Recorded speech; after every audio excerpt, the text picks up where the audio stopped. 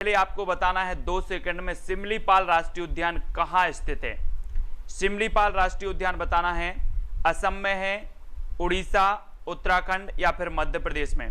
तो 4 विकल्प हैं, 4 सेकंड भी आपके पास हैं। चलिए तब तक मैं आपको बता दूं दोस्तों, आपने सिमली और क्या हो गई, उड़ गई। आपने सिमली और उड़ गई, तो सिमलीपाल राष्ट्रीय उद्यान कहां पर होगा, कहां पर होगा। सिमली और उड़ गई तो ये कहां पर होगा, उड़ीसा। यानी कि आपका जो विकल्प नंबर बी है वो बिल्कुल सही हो जाएगा। ठीक है, सिमली और उड़ गई तो उड़ीसा।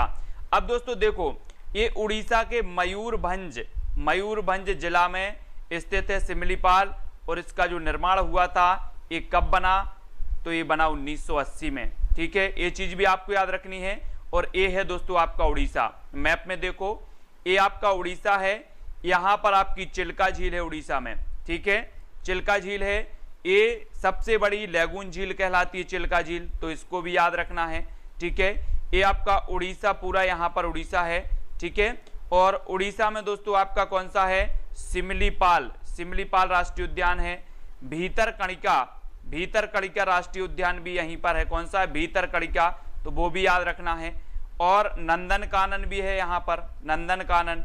ठीक है, और कोणार्क का सूर्य मंदिर भी आपको याद रख लेना है उड़ीसा में। ठीक है, कोणार्क का सूर्य मंदिर, और हीराकुंड बांध भी बना हुआ है, तो हीराकुंड बांध भी हमें याद रखना है। तो उड़ीसा के बारे में इतनी चीजें याद रखनी है ना। और सिमलीपाल राष्ट्रीय उद्यान भी कहां पर है, यहीं पर है उड़ीसा में। ठीक है, नेक्स्ट बताना है दोस्तों, जैव विविधता दिवस, विश्व जैव विविधता दिवस कब मनाया जाता है। अब 4 विकल्प हैं और 2 सेकंड आपको दिए जाते हैं, फटाक से उत्तर बताना है। विश्व जैव विविधता दिवस कब मनाया जाता है, तो जल्दी से आपको बताना है दोस्तों।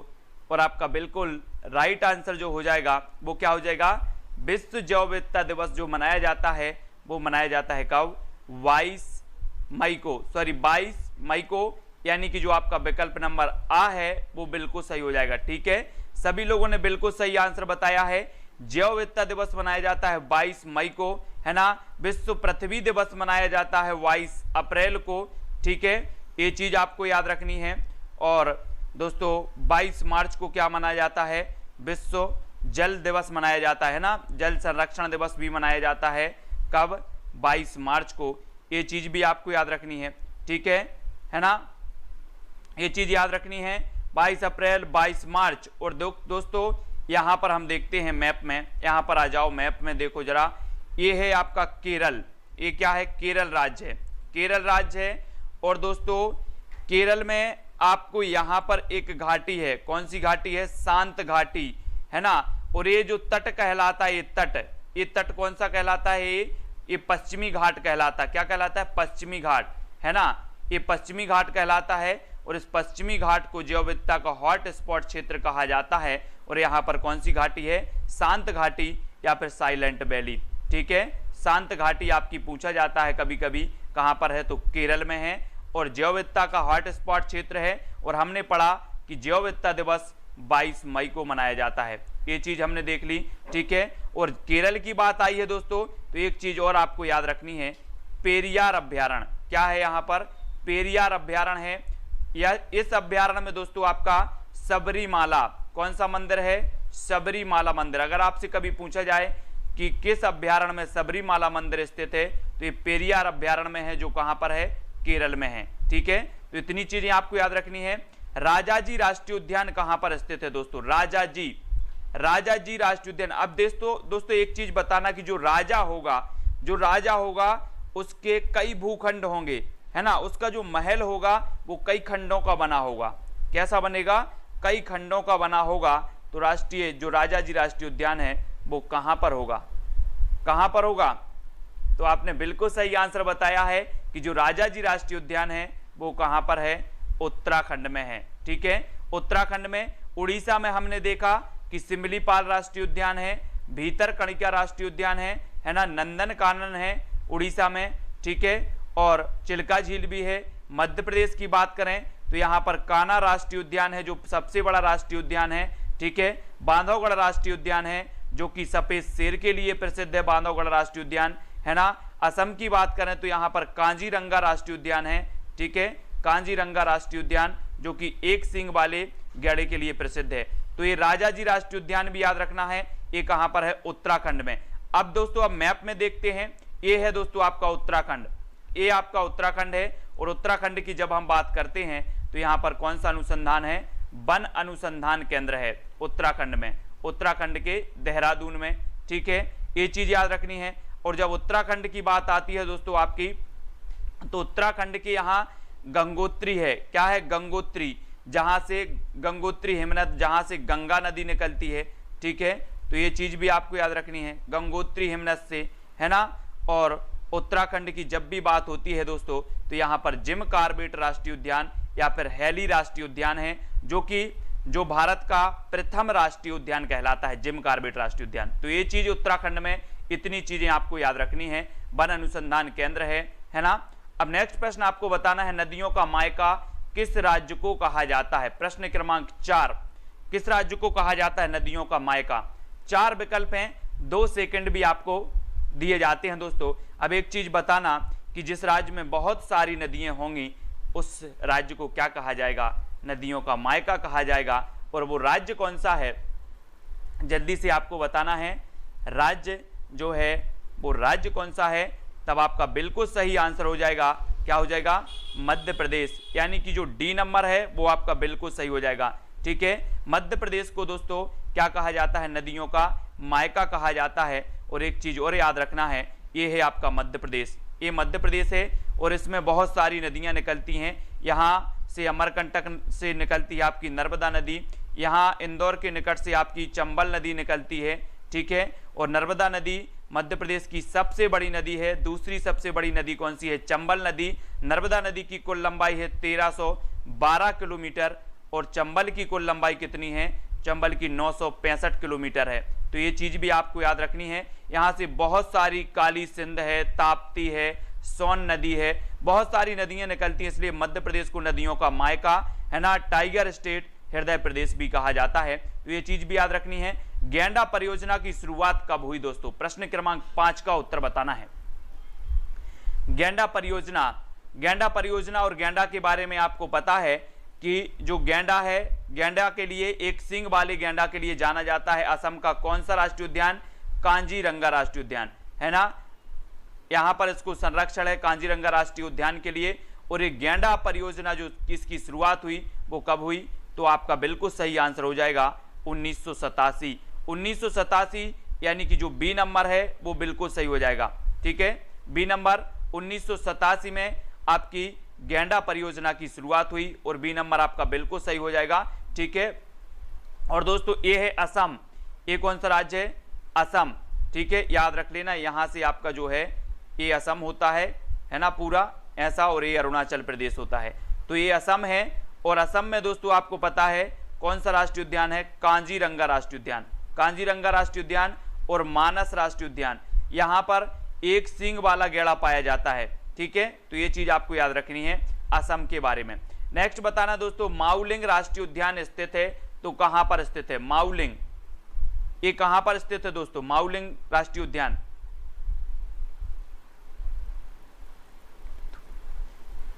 तो प्रश्न क्रमांक 6 का आंसर 2 सेकंड में आपको आंसर बताना है और बहुत सारी चीजें फिर आप क्लियर करेंगे। और जो माउलिंग राष्ट्रीय उद्यान हो जाएगा वो कहां पर है, अरुणाचल प्रदेश, ठीक है, अरुणाचल प्रदेश है दोस्तों। माउलिंग राष्ट्रीय उद्यान कहां पर है, अरुणाचल प्रदेश में है और बी नंबर आपका बिल्कुल सही हो जाएगा, ठीक है। और ए है दोस्तों आपका अरुणाचल प्रदेश, सबसे पूर्वी राज्य माना जाता है, भारत का सबसे पूर्वी राज्य है। और सबसे पूर्वी बिंदु कौन सा है, किबथू, कौन सा है, किबथू, ठीक है। अगर आपसे कभी पूछा जाए कि भारत का सबसे पूर्वी बिंदु कौन सा है तो किबथू है, ठीक है, जो कहां पर है, अरुणाचल प्रदेश में है, ठीक है। और इसे दोस्तों पूर्व में क्या कहा जाता था, नेफा के नाम से जाना जाता था ये अरुणाचल प्रदेश। तो नेफा भी आपको याद रखनी है, कभी आपसे अगर पूछा जाए तो, है ना। नेक्स्ट बताना है, पर्यावरण अनुसंधान केंद्र कहां पर स्थित है। प्रश्न क्रमांक 7 का आंसर बताना है ना। अब ये जो क्लासें हैं स्पेशल क्लासें होंगी, इन क्लासों को मिस नहीं करना है। जो भी आपका पर्यावरण है, एक एक चीज आपकी क्लियर होगी पर्यावरण की, ठीक है ना। जहां ट्रिक निकलेगी ट्रिक बताएंगे, और जहां आपको याद करवाने का जैसे भी बनेगा आपको याद करवाएंगे। और पर्यावरण अनुसंधान केंद्र कहां पर है, तो हमने दोस्तों पढ़ा था, क्या पढ़ा था कि जो वन अनुसंधान केंद्र है, वन अनुसंधान केंद्र पढ़ लिया था कहां पर, उत्तराखंड में। लेकिन बात होती है पर्यावरण अनुसंधान केंद्र की, तो आपका उत्तर हो जाता है कहां पर, नागपुर में, ठीक है। और ये नागपुर कहां है दोस्तों, तो आपको पता होनी चाहिए कि ये है आपका महाराष्ट्र, है ना। और महाराष्ट्र में ये नागपुर है, जहां पर आपका पर्यावरण अनुसंधान केंद्र है। कौन सा है, पर्यावरण अनुसंधान केंद्र, है ना। और पर्यावरण अभियांत्रिकी शोध संस्थान भी है, अभियांत्रिकी शोध संस्थान, तो इसको भी याद रखना है। कहां पर, नागपुर में, नागपुर महाराष्ट्र में, ठीक है, याद रखेंगे। और नेक्स्ट आपको बताना, राष्ट्रीय जैव विविधता प्राधिकरण का मुख्यालय कहां पर स्थित है। राष्ट्रीय जैव विविधता प्राधिकरण का मुख्यालय, अभी हमने पढ़ा दोस्तों कि जैव विविधता दिवस मनाया जाता है 22 मई को, सभी को पता है, ठीक है। 22 मई को मनाया जाता है जैव विविधता। और जैव विविधता क्षेत्र पढ़ा हमने कि पश्चिमी घाट, शांत घाटी या साइलेंट वैली जो है ये जैव विविधता का हॉटस्पॉट क्षेत्र है। और जैव विविधता प्राधिकरण का जो मुख्यालय है वो कहां पर है, तो आपका प्रश्न क्रमांक 8 का जो उत्तर हो जाएगा वो क्या हो जाएगा, तमिलनाडु, तमिलनाडु यानी कि चेन्नई, है ना। चेन्नई में दोस्तों आपका जैव विविधता प्राधिकरण का मुख्यालय है। और बी नंबर आपका बिल्कुल यहां पर सही होगा, ठीक है। तमिलनाडु की जब भी बात आती है दोस्तों तो ये है आपका तमिलनाडु, ठीक है। और यहां पर चेन्नई में जो है आपका क्या है, जैव विविधता प्राधिकरण का मुख्यालय है, तो ये चीज भी आपको याद रखनी है, ठीक है। कहां पर, तमिलनाडु में, है ना। सभी लोग याद रख लेंगे। और नेक्स्ट आपको बताना है विश्व बाघ दिवस कब मनाया जाता है दोस्तों। विश्व बाघ दिवस यानी कि विश्व tiger day, world tiger day कब मनाया जाता है आपको बताना है। और आपको पता है कि जो बाघ है ये भारत का राष्ट्रीय पशु भी है, बाघ। और विश्व बाघ दिवस कब मनाया जाता है तो बताएंगे 5 जून को, 29 जुलाई को, 11 जुलाई को या फिर 16 सितंबर को। तो कब मनाया जाता है विश्व बाघ दिवस, और आपका बिल्कुल सही आ जाएगा। आपको पता है दोस्तों 1973 में क्या हुआ था, टाइगर प्रोजेक्ट प्रारंभ किया गया, है ना। और विश्व बाघ दिवस जो मनाया जाता है, बिल्कुल सही आंसर आया शुभम जी, 29 जुलाई। कब मनाया जाता है, 29 जुलाई को, वेरी गुड। 16 सितंबर को हम ओजोन दिवस मना लेते हैं, 16 सितंबर को ओजोन दिवस मना लेते हैं। 5 जून को पर्यावरण दिवस मना लेते हैं। 11 जून को विश्व जनसंख्या दिवस मना लेते हैं। और 29 जून को, जुलाई को हम विश्व बाघ दिवस मना लेते हैं, याद रख लेना है दोस्तों। और आपको पता है कि टाइगर स्टेट के नाम से जो जाना जाता है वो कौन जाना जाता है, मध्य प्रदेश, ठीक है। मध्य प्रदेश जाना जाता है टाइगर स्टेट के नाम से, ठीक है। नेक्स्ट आपको बताना है संयुक्त राष्ट्र पर्यावरण कार्यक्रम की स्थापना कब हुई। जी हाँ दोस्तों, UNEP, United Nation Environment Programme, इसकी स्थापना कब हुई तो जल्दी से बताना है। 4 विकल्प भी आपके सामने मौजूद हैं और 2 सेकंड का समय भी आपको दिया जाता है। संयुक्त राष्ट्र पर्यावरण कार्यक्रम की स्थापना कब हुई, तब आपका राइट आंसर क्या हो जाएगा, तब आपका बिल्कुल सही आंसर हो जाएगा दोस्तों, इसकी स्थापना कब हुई, 1972। कब हुई, 1972 में जो है UNEP की स्थापना हुई। और बी नंबर आपका बिल्कुल सही हो जाएगा, ठीक है। संयुक्त राष्ट्र पर्यावरण कार्यक्रम UNEP की स्थापना 1972 में हुई। याद रखना इसके कितने सदस्य देश हैं दोस्तों, 193 सदस्य देश हैं UNEP के, ठीक है। इसका मुख्यालय कहां पर है तो इसका मुख्यालय है नैरोबी, नैरोबी। और नैरोबी कहां पर है तो केन्या, ठीक है, याद रखेंगे। अब आपसे कभी भी पूछा जाएगा कि UNEP की स्थापना कब हुई, 1972 में। इसके सदस्य देश कितने हैं, 193, है ना। इसका मुख्यालय कहां पर है तो नैरोबी केन्या में है। UNEP के बारे में इतनी चीजें आपको याद रखनी है, ठीक है। अब बताना दोस्तों, ओजोन परत की मोटाई मापी जाती है तो किससे मापी जाती है, पारसेक से, पास्कल से, डाप्सन इकाई या फिर डेसिबल से। तो ओजोन परत की मोटाई किससे मापी जाती है, आपको उत्तर बताना है।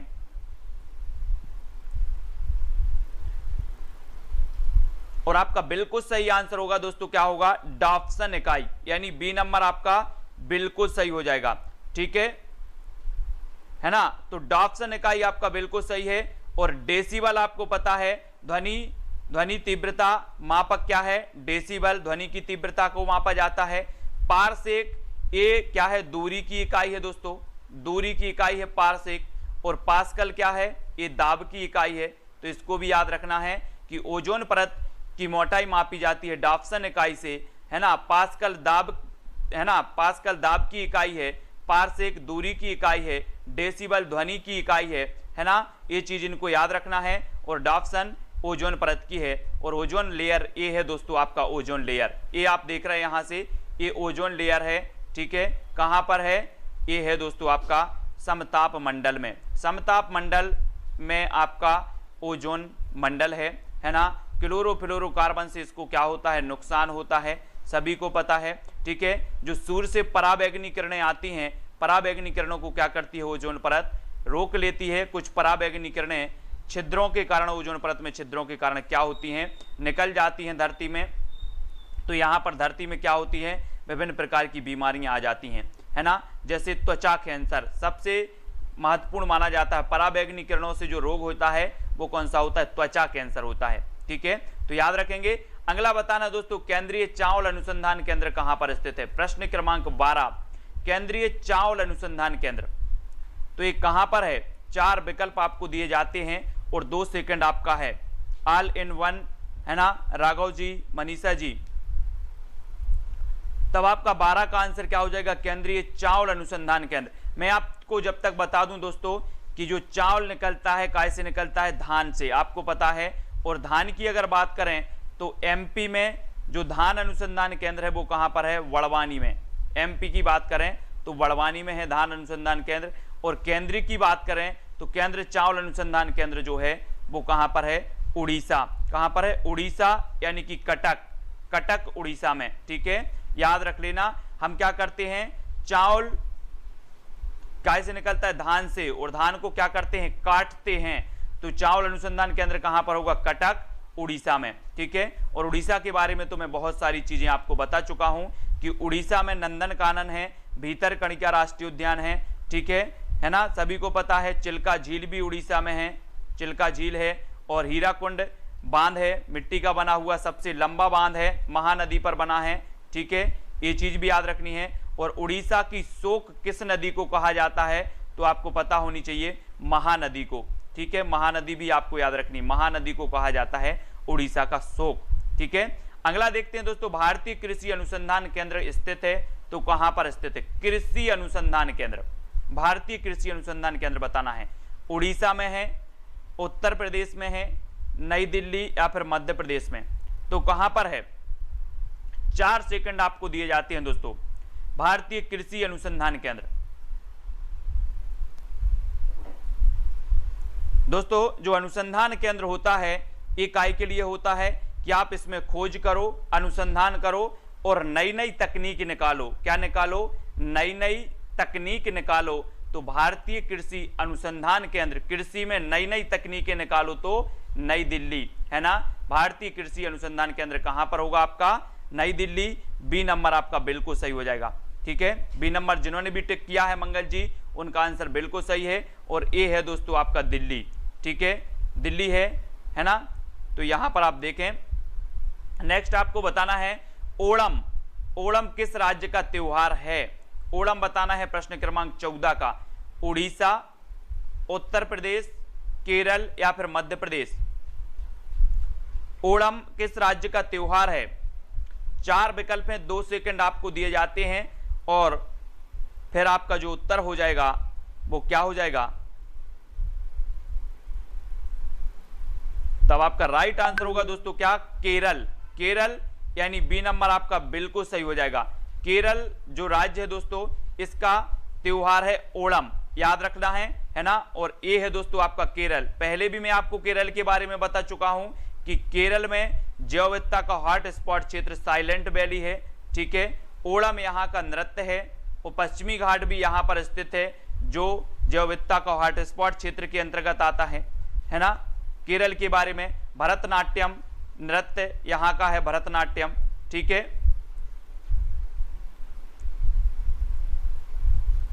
कथकली, कथकली है ना, कथकली याद रख लेना, कथकली, ठीक है।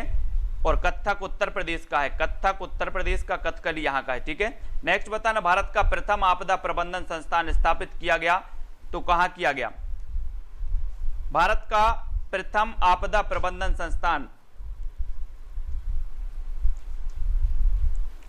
भारत का प्रथम आपदा प्रबंधन संस्थान स्थापित किया गया तो उड़ीसा, केरल, उत्तर प्रदेश या मध्य प्रदेश, कहां पर किया गया? प्रश्न क्रमांक 15 का उत्तर बताना है हमें।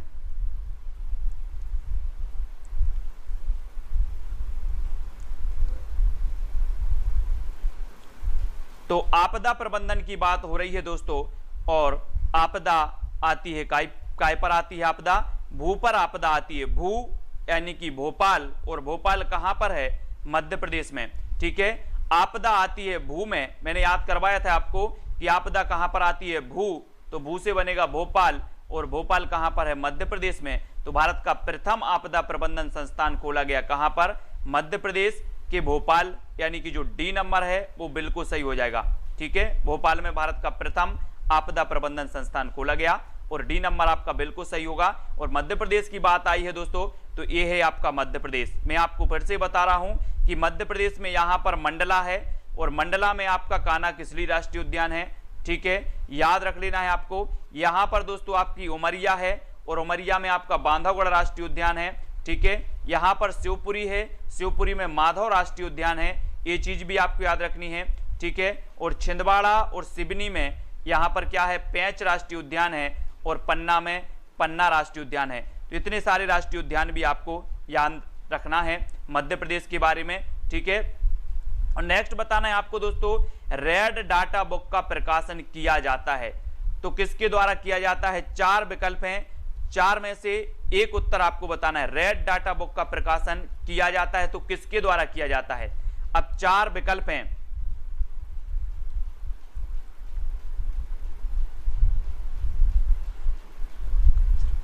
तो दोस्तों आपको पता है, आपका बिल्कुल सही आंसर हो जाएगा क्या?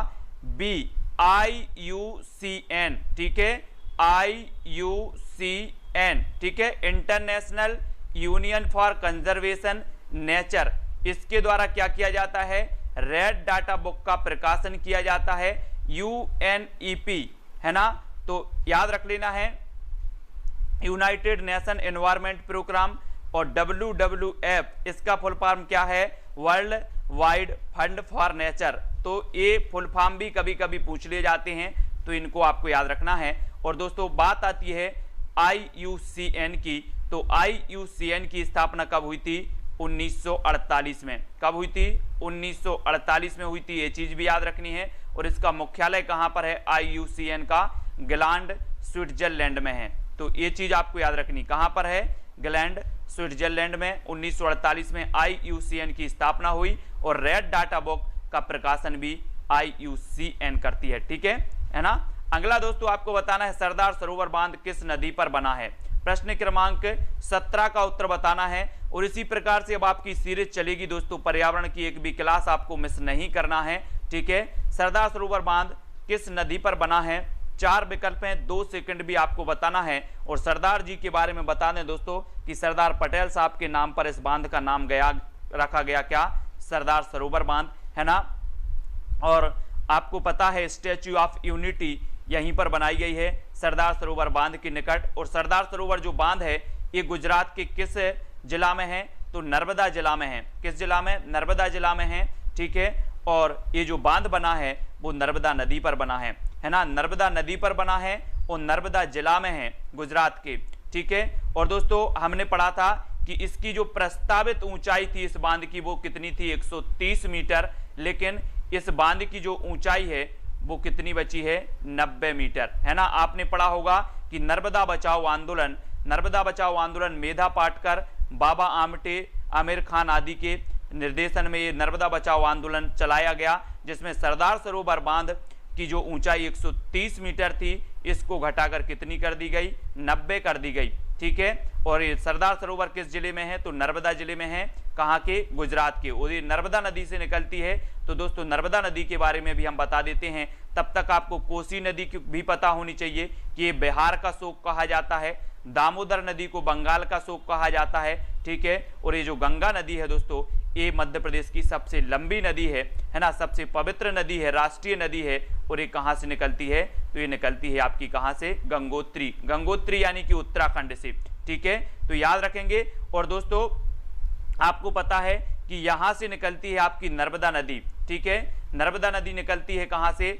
अनूपपुर जिला अमरकंटक से। और नर्मदा नदी की कुल लंबाई कितनी है? 1312 है। मध्य प्रदेश में इसकी कुल लंबाई कितनी है? 1077 किलोमीटर है, ठीक है, याद रखेंगे। और नर्मदा नदी में बहुत सारे बांध भी बने हैं, जिसमें सबसे बड़ा जो बांध आपका है वो गुजरात में नर्मदा जो है नर्मदा जिले में बना हुआ है, नर्मदा नदी पर, ठीक है। तो इतनी चीजें आपको नर्मदा नदी के बारे में भी याद रखनी है। और यहीं से दोस्तों एक नदी और निकलती है अमरकंटक से। कौन सी निकलती है? सोन नदी, जो कहां पर मिलती है? ये जो गंगा की सहायक नदी है सोन नदी। और आपसे अगर कभी पूछा जाए कि मध्य प्रदेश की ऐसी कौन सी एकमात्र नदी है जो गंगा की सहायक नदी है, तो वो सोन नदी है। और मैंने आपको याद करवाया था कि सोन नदी कहां से निकलती है? तो अमरकंटक से निकलती है। और सोन नदी पर कौन सा बांध बना है? बाणसागर बांध। तो याद रख लेना, बाणसागर बांध भी कई बार पूछा जाता है। आपसे कभी पूछा जाए कि बाणसागर बांध किस नदी पर बना है, तो ये बना है किस नदी पर दोस्तों? तो ये सोन नदी पर बना है, ठीक है। तो आपको अमरकंटक के बारे में, सोन नदी और नर्मदा नदी के बारे में भी पता चल जाता है।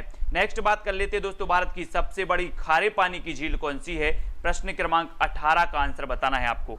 बुलर झील है, सांभर झील है, गोविंद वल्लभ पंत सागर है, या फिर चिल्का झील है? तो कौन सी झील है भारत की सबसे बड़ी खारे पानी की झील?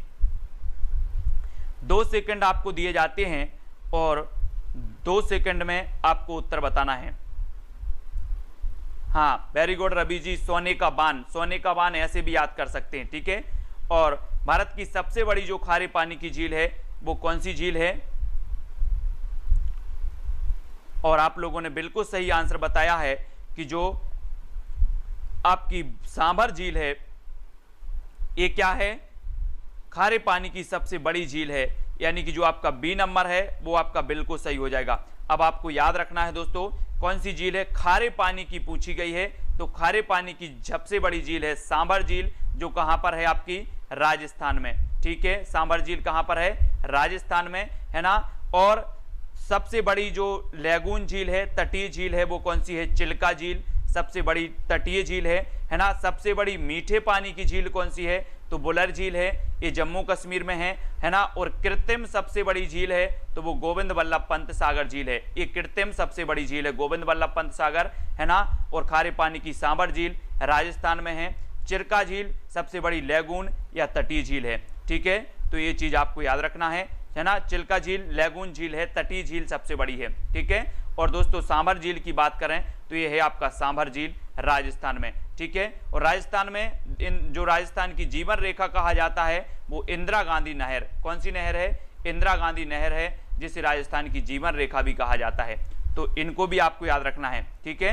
अब सभी लोग वीडियो को लाइक जरूर करेंगे और वीडियो को मिस नहीं करना। अब रोज आपकी 7 बजे क्लास इसी प्रकार से पर्यावरण की चलेगी और कोई भी मिस नहीं करेगा, है ना। तो गंगा नदी का उद्गम स्थल है, गंगा नदी का उद्गम स्थल बताना है दोस्तों। भारत की जो है राष्ट्रीय नदी है और भारत की जो है सबसे बड़ी नदी है, सबसे पवित्र नदी है। और गंगा डॉल्फिन को भारत की राष्ट्रीय जलीय जीव कहा जाता है, डॉल्फिन को, है ना। तो याद रखना है। और गंगा नदी का जो उद्गम स्थल है वो कौन सा है? आपको पता होगा दोस्तों कि जो यहां से गंगोत्री से निकलती है ना। और गंगोत्री जो है आपकी वो कहां पर है? उत्तराखंड में। गंगा नदी का उद्गम स्थल माना जाता है क्या? गंगोत्री, है ना। ब्रह्मपुत्र का मानसरोवर, ठीक है, यमुनोत्री से यमुना, और चिल्का झील कहां पर है? उड़ीसा में। तो इतनी चीजें याद रखनी है। फिलहाल गंगोत्री के बारे में देखते हैं। तो ये है दोस्तों आपका उत्तराखंड और यहां आपका गंगोत्री है और गंगोत्री से गंगा नदी निकलती है, ठीक है, याद रखना है आपको। और अब हमें बताना है दोस्तों अगला प्रश्न कि ओडिशा का शोक किस नदी को कहा जाता है? प्रश्न क्रमांक 20 का आंसर, है ना। जल्दी से बताएंगे सभी लोग, ओडिशा का शोक किस नदी को कहा जाता है? महानदी को, गंगा को, दामोदर नदी को, या फिर यमुना नदी को? किसे कहा जाता है ओडिशा का शोक? ओडिशा के बारे में मैंने आपको बता दिया कि यहाँ पर सिमलीपाल राष्ट्रीय उद्यान है, भीतरकनिका राष्ट्रीय उद्यान है, नंदनकानन है, कोणार्क का सूर्य मंदिर भी यहीं पर है, ठीक है, और महानदी पर हीराकुंड बांध बना हुआ है, मिट्टी का सबसे लंबा बांध बना है, ठीक है। और उड़ीसा का जो शोक कहा जाता है वो किस नदी को कहा जाता है, तो वो कहा जाता है महानदी को। और ये महानदी कहाँ से निकलती है दोस्तों, तो ये महानदी निकलती है रायपुर के धमतरी से। कहाँ से निकलती है, धमतरी से। तो ये चीज भी आपको याद रखनी है, रायपुर के निकट धमतरी से निकलती है महानदी, जो कि उड़ीसा का शोक इसे कहा जाता है। तो इतनी चीजें आपको याद रखनी है, ठीक है ना। और ये है दोस्तों आपका उड़ीसा के बारे में मैंने बहुत सारी चीजें आपको बता दी हैं, उड़ीसा के बारे में जरूर आपको याद रखनी है, ठीक है। और नेक्स्ट जो चैलेंज प्रश्न है, जो आपको बताना है कि कपिलधारा जलप्रपात किस नदी पर बना है। कपिलधारा जलप्रपात यानी 21 ये चैलेंज प्रश्न है आपका, और आपको बताना है ताप्ती, सोन, नर्मदा या फिर चंबल नदी पर। स्मिता जी, मनीषा जी, रवि जी, सभी लोग आंसर बताएंगे। मंगल सिंह जी, क्या हो जाएगा, कपिलधारा जलप्रपात किस नदी पर बना है। प्रश्न क्रमांक 21 का उत्तर बताना है अनुराधा जी। ये चैलेंज प्रश्न है आपके लिए, इसका उत्तर आप लोग कमेंट में बताएंगे। कपिलधारा जलप्रपात किस नदी पर बना है, और वीडियो को सभी को लाइक करना है, ठीक है। अब दोस्तों आपको वीडियो कैसा लगा कमेंट में फटा